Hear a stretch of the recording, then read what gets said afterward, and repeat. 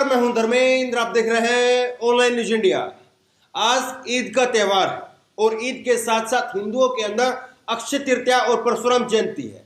कायदे से तो सबको खुश होना चाहिए, एक दूसरे को बधाइयां देनी चाहिए। आपको ईद की बधाई हो, आपको परशुराम जयंती की बधाई हो, ये मुबारकबाद बधाई जो है वो आपस में एक दूसरे को देनी चाहिए। लेकिन देश के अंदर जो मौजूदा हालात बन रहे हैं और पिछले एक महीने से जब से रमजान की शुरुआत हुई, जब से रामनवमी थी, तभी से लगातार जो है वो देश के अंदर अलग अलग जगह पर माहौल खराब हो रहा है। और ईद के दिन भी नमाज के बाद और नमाज से पहले कई जगह पर जो है वो हिंसा होने की, हालात बिगड़ने की जो है वो खबरें सामने आई है और कई जगह पर कर्फ्यू लग गया है। खबर बड़ी महत्वपूर्ण है, मैं आपको बताऊंगा। शांति भाईचारा रखना चाहिए, त्योहार मनाइए, खुशी के साथ में अपने परिवार के साथ में मनाइए, लेकिन किस तरह से जो है वो देश के अंदर हालात पैदा कर दी गई है मैं आपको बताता हूँ। ये आप देखिए, भास्कर की खबर है। ईद पर कई जगह पर बवाल, जोधपुर में भिड़े 2 समुदाय, 4 पुलिसकर्मी घायल। अनंतनाग में नमाज के बाद सुरक्षा बलों पर पथराव। खरगोन के अंदर कर्फ्यू लग गया। तो कई सारी जगह पर कर्फ्यू लगा है, पथराव हुआ है और कई जगह पर जो है पुलिसकर्मी घायल हो गए, मीडिया कर्मी घायल हो गए। मैं खबर आपको बताऊंगा। ये आप देखिए, जनजवार ने लिखा है, जोधपुर में फिर बिगड़े हालात, पथराव के बाद लाठीचार्ज। मंत्री खिचड़ियावास बोले कि हिंसा के लिए बीजेपी जिम्मेदार। तो यहां पर एक चीज और देखनी होगी, पैटर्न एक ये भी दिख रहा है और उसको लेकर के लगातार सवाल उठ रहे हैं कि जहां जहां जिन राज्यों के अंदर या तो चुनाव होने हैं, निकट भविष्य में चुनाव है, या जहां जहां पर जो है वो बीजेपी की सरकार नहीं है, वहां पर इस तरह की चीज जो है वो ज्यादातर निकल करके सामने आई है। एक पैटर्न ये भी सामने आ रहा है। तो बहरहाल मैं खबर आपको बताता हूं किस तरह से जो है वो हालात बन रहे हैं। खरगोन, मध्य प्रदेश से हम शुरुआत करते हैं। मध्य प्रदेश खरगोन के अंदर जो है वो आपने देखा कि किस तरह से रामनवमी के जुलूस में जो हुड़दंग मचा, उसके बाद में कई घरों को आग लगा दी गई, लोगों को मारा गया। वो मैं आपको पहले खबरें आपको दिखा चुका हूं। अब देखिए ईद के बाद में वहां पर हालात क्या है। खरगोन हिंसा के 22 दिन बाद में भी तनाव है। 22 दिन हो चुके हैं खरगोन हिंसा के। सोच करके देखिए, लोग वैसे ही परेशान है। कोरोना जो है वो सर पर खड़ा है। कोरोना की चौथी लहर कभी भी आ सकती है। लगातार जो है लोग इस डर में जी रहे हैं। लेकिन त्योहार के मौके पर जहां पर लोगों को आमदनी करनी चाहिए थी, 4 रुपए कमाने चाहिए थे, अपने परिवार के साथ में खुशियां बांटनी चाहिए थी, लोग रोने का काम कर रहे हैं। लोगों के आंसू सूख नहीं रहे हैं। सच्चाई जो है वो ये है। अब देखिए, खरगोन हिंसा के 22 दिन बाद में भी तनाव है। खरगोन में कर्फ्यू के बीच में अक्षय तृतीया।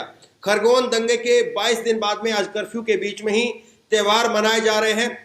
सोमवार देर शाम को पुलिस और प्रशासन के अधिकारियों ने तय किया कि आज कर्फ्यू में ढील नहीं दी जाएगी। ईद की नमाज घर पर ही होगी। अक्षय तृतीया पर शहर में कहीं सार्वजनिक रूप से शादी भी नहीं हो सकेगी और न ही कहीं पर परशुराम जयंती की शोभा यात्रा निकलेगी। तो देखिए किस तरह के हालात बना दिए।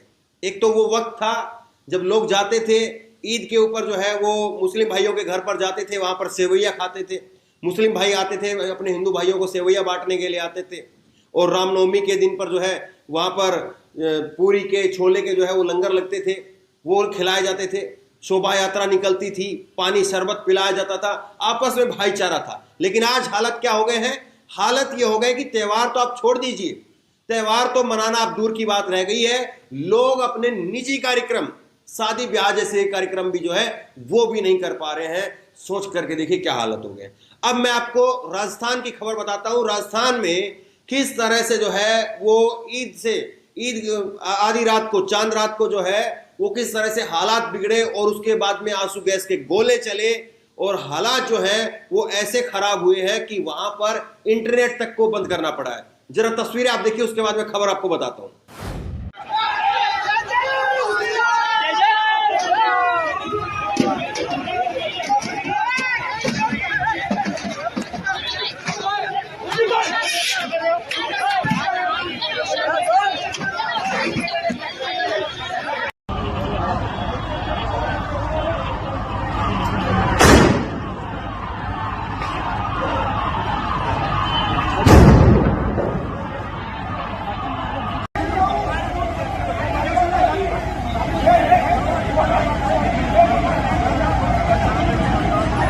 राजस्थान के जोधपुर में 2 समुदाय आमने सामने हो गए और एक समुदाय कह रहा था कि खंबे के ऊपर हमारे झंडे लगेंगे, दूसरा समुदाय कह रहा है कि हमारे झंडे लगेंगे।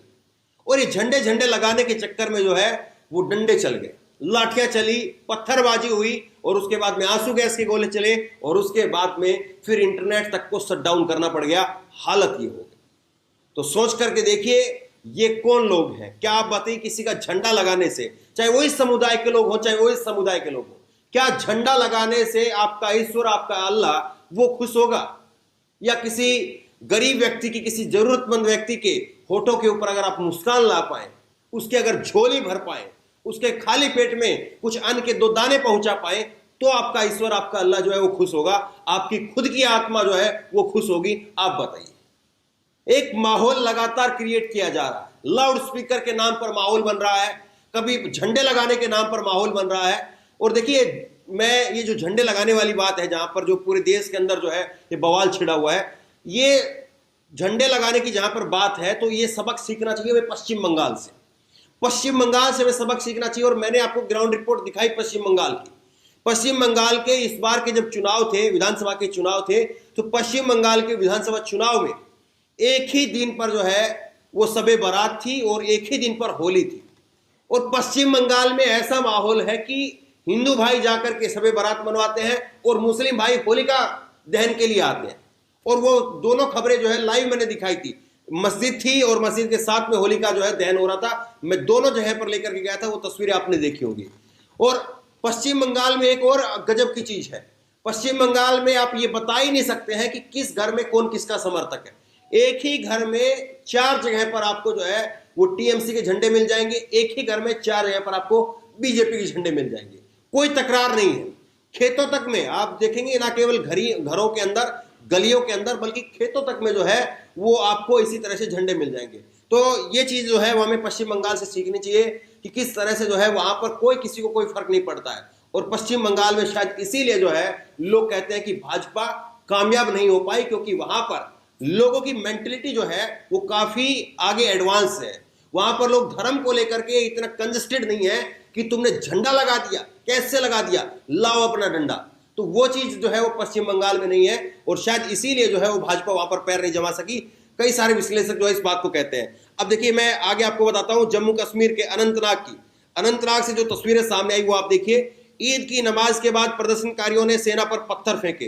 तो जो चीज लगातार जो है वो कही जाती है जम्मू कश्मीर के बारे में, एक खबर बार बार जो है जम्मू कश्मीर के बारे में चलती है, तो ये चीज जो है वो जम्मू कश्मीर के लोगों को देखना चाहिए कि वहां पर कौन लोग हैं जो आपको बदनाम करने का काम करते हैं। हर बार जो है तकरीबन यही खबर सामने आती है निकल करके कि जम्मू कश्मीर में, देखिए खबर आप, जम्मू कश्मीर के अनंतनाग जिले में आज सुबह पथराव की घटना सामने आई। जानकारी के मुताबिक यहां पर ईद की नमाज के बाद में एक मस्जिद के बाहर पत्थरबाजी हुई। प्रदर्शनकारियों ने सुरक्षा बलों पर पत्थर फेंके। पुलिस ने फिलहाल बताया कि हालात काबू में है। तो यहाँ पर जम्मू कश्मीर के लोगों को, अनंतनाग के लोगों को सोचना चाहिए इस बात को कि वो कौन लोग हैं जो आपके बीच में घुसते हैं, पत्थरबाजी करते हैं। देखिए, कोई भी व्यक्ति हो, चाहे वो जम्मू कश्मीर की बात हो, चाहे राजस्थान की बात हो, चाहे मध्य प्रदेश की बात हो, चाहे देश में कहीं और अन्य जगह की बात हो, जो व्यक्ति भी आपके परिवार मोहल्ले में भी आके, अगर आपका कोई सगे संबंधी भी है, अगर कोई भी व्यक्ति आपका, अगर सगे संबंधी आपका जिसके साथ में खून का भी रिश्ता है, अगर वो व्यक्ति इस तरह से किसी घटना के अंदर अपने आप को संलिप्त रखता है, किसी एक समुदाय विशेष के प्रति नफरत रखता है, तो मान करके चलिए वो देश का दुश्मन, प्रदेश का दुश्मन तो बाद में है, वो आपका दुश्मन पहले है, वो उस परिवार का दुश्मन पहले है। इसलिए ऐसे लोगों को पहचानिए, ऐसे लोगों को ठीक करवाइए, उनकी मानसिकता को जो है उसका इलाज करवाइए कि आप जो है किसी और का नुकसान नहीं कर रहे हैं, अपने खुद के परिवार का नुकसान कर रहे हैं। इसलिए ऐसे लोगों के साथ में मत खड़े होइए। कोई मुस्लिम कह करके जो है उसको बात कहे कि हाँ ये साहब देखिए मुसलमानों ने यहाँ पर पत्थर चलाए या हिंदुओं ने यहाँ पर पत्थर चलाए, वो मुसलमान और हिंदू नहीं है, वो दंगाई है, वो नफरतबाज लोग हैं, वो कट्टरपंथी लोग हैं और वो नहीं चाहते कि कहीं पर जो है वो देश के अंदर खुशहाली हो। तो बहरहाल खबरें जो निकल करके सामने आ रही है वो लगातार हम आप तक पहुंचा रहे हैं। आप लोग धर्म मनाइए, अपने त्यौहार मनाइए, नहीं मनाते हैं तो चलिए खुशी रखिए, अपने बच्चों के साथ में और कई काम करिए, परिवार के साथ में जो है वो समय व्यतीत करिए, लेकिन इस प्रकार के दंगों में जो है वो अपने आप को झुलसने से, अपने देश को झुलसने से जो है वो रोकिए। तो बहरहाल इस खबर को, इस वीडियो को आगे तक पहुंचाइए। आप सभी को अक्षय तृतीया, परशुराम जयंती और ईद की ढेरों मुबारकबाद।